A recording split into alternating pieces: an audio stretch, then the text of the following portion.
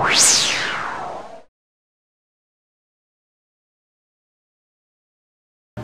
I'm currently working on is a new business we're going to launch in September around interactive and search marketing.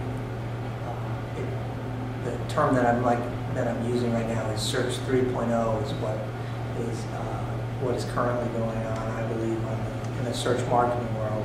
It's a dramatic shift, the next shift or the next evolution of how search marketing is done. We're going to provide these specialty services to vertical industries that we identify to help them with position, traffic building, and just building their success with online traffic and online work within the search engines.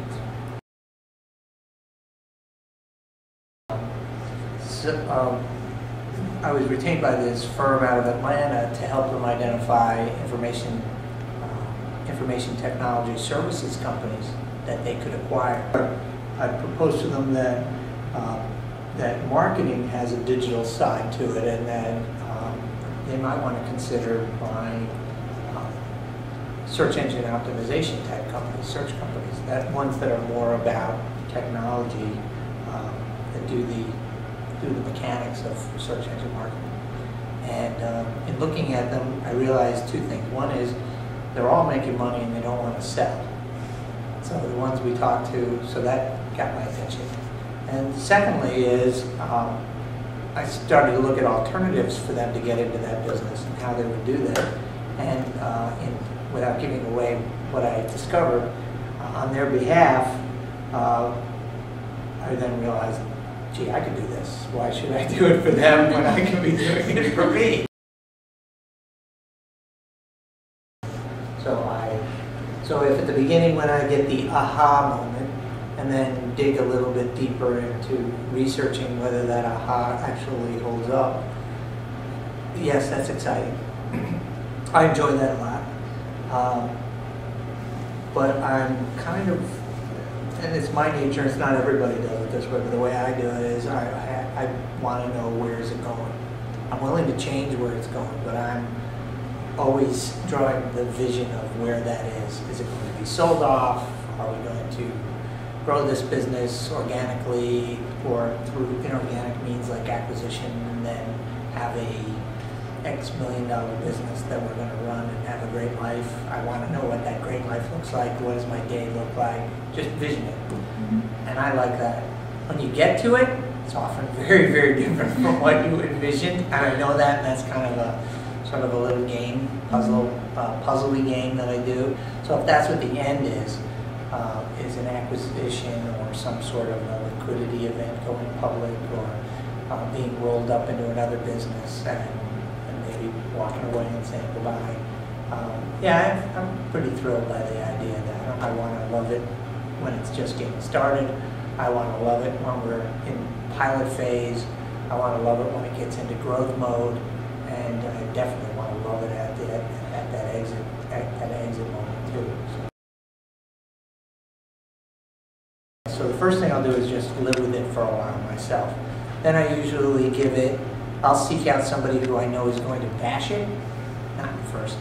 First, I usually get somebody who will get it. Someone who, wow, that's really interesting. You're onto something, and help me refine both the excitement of it and the particulars of it. And then I'm almost game to go out and find somebody who's going to beat it up, who's going to rip it a little bit. Everybody sees that as this brainstorming. Every idea is wonderful and beautiful. Well, yeah, that's good. But where it really lives up to its value is on the critical thinking, is when you rip it apart and find that it's still pretty good, but you need to augment it this way or do some changes that way. Or, no, it really doesn't hold up. And, you know, it's a great idea, but it doesn't make any money. Or it's a great idea if only the world were different. Well, you know what? It's not different. And it was a great moment. It felt good. It was thrilling. And then you put it aside and you move on. I know I have good strengths when it's a research project at the very beginning of it, and then at the end. In the middle, I am not the most qualified person for that role. So I will get somebody who's going to do that research, paint the picture of what I think we're looking for out here, and then give them the authority and the flexibility to go research out all the things that they need to get to those answers. And then I'm good at the end, or milestones on the way to the end that say, gee, I think you strayed this way, and I like that, but you strayed over here, and I don't like that for this reason. And I like doing that. I get motivated by the process. I find it's thrilling.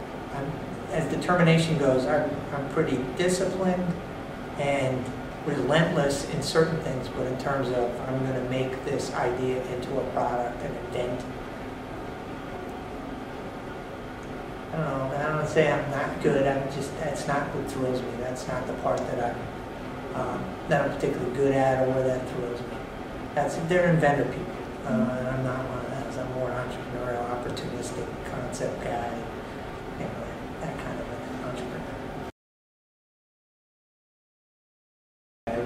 I have a number of mentors from my early days in particular, and I had one mentor, and I've told him that he said this to me, and he says, "Really? I came up with that? That's good." And he's just a real character.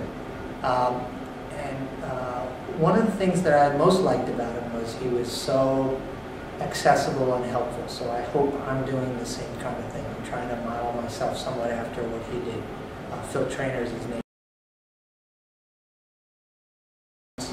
Obstacles I always find is the hire or the consultant that you have, or contractor that you have, who's not in it as fully as you are, or that they just have a difficult personality. I'm of the opinion that we as humans take in far more information than we could ever imagine. That as we're sitting here, we've heard the air conditioning click on and off. You actually can hear murmurs from some of the other people in offices that are attached.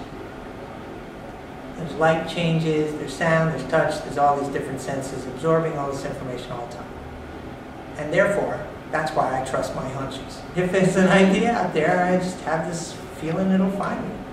And it's a much less formalized, much more non-linear way of doing things. And I think we actually are getting tons of information all the time, and we can process that, and have sort of a glimmer of a gleam of an idea, and if you're open for that, you'll hear it, and then you can go into more formalized ways to figure out if it's worth it or not worth it.